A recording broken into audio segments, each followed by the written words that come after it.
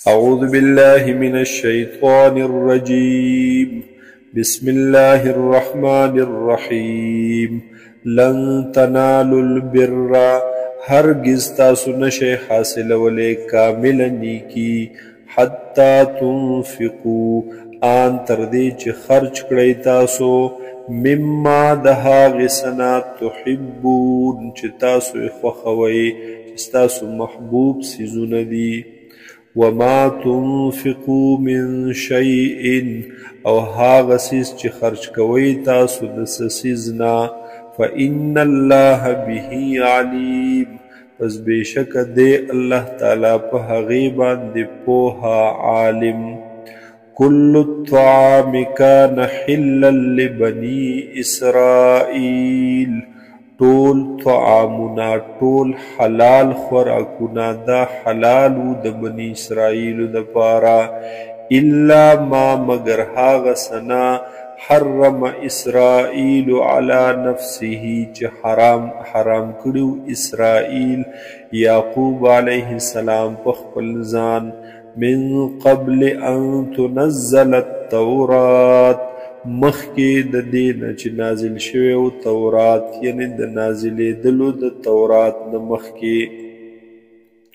قلت ورته ووایه ای نبي علیه السلام، فأتو بالتورات، پس راتلل وکئ تاسو په تورات، راوړئ تورات، فتلوها، تلاوت کئ دې لره، ان کنتم صادقین، که چېرته یئ تاسو رښتوني.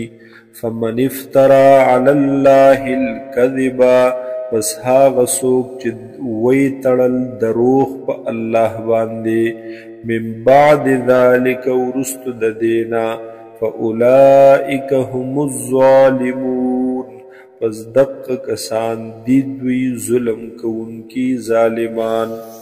قلت ورته ووایه ای نبي علیه السلام، صدق الله، رشتیا فرمایلی دی الله تعالی. فاتبعوا ملت ابراهیم، پس تابعداري وکئ تاسو د ملت د دین د ابراهیم علیه السلام، حنیفا، هاغه ابراهیم علیه السلام چې د هر طرف نه راکټو حق طرف ته، یا داسې ملت د ابراهیم علیه السلام چې سراسر حق دی. وما كان من المشرکین، او نو دا ابراهیم علیه السلام د مشرکانو نه.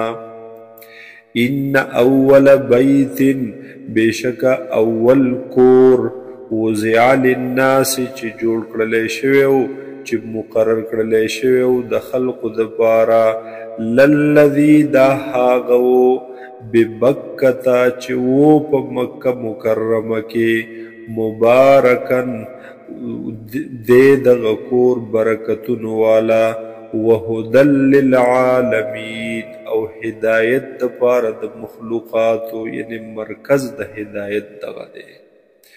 فیه آیات بینات، دی پدې کې هغه نشانې ښکاره، مقام ابراهیم، چې یو په دغې نشانو کې دی مقام ابراهیم، هغه ځای د ودرېدلو د ابراهیم علیه السلام.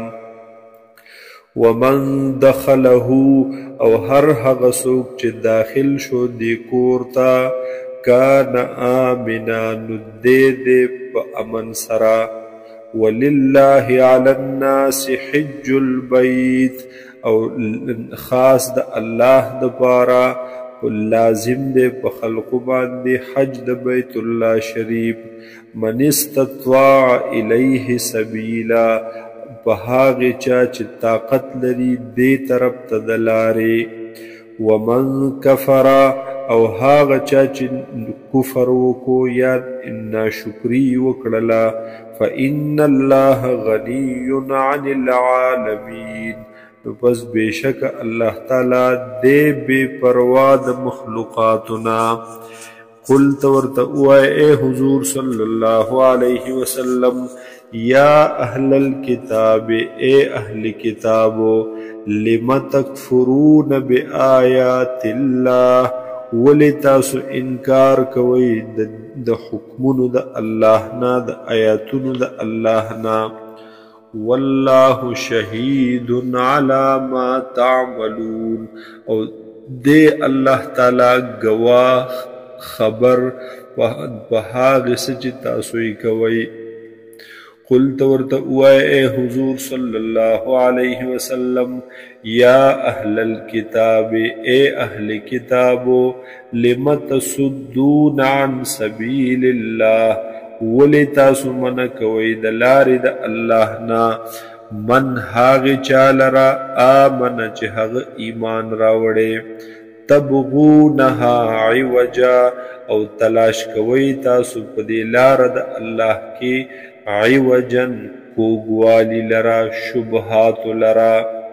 وانتم شهداء، حالان کې تاسو پوه یئ چې دا حق دی او سچ دی. وما الله بغافل عما تعملون، نه دی الله تعالی نا خبره د هغې څه نه چې تاسو یې کوئ.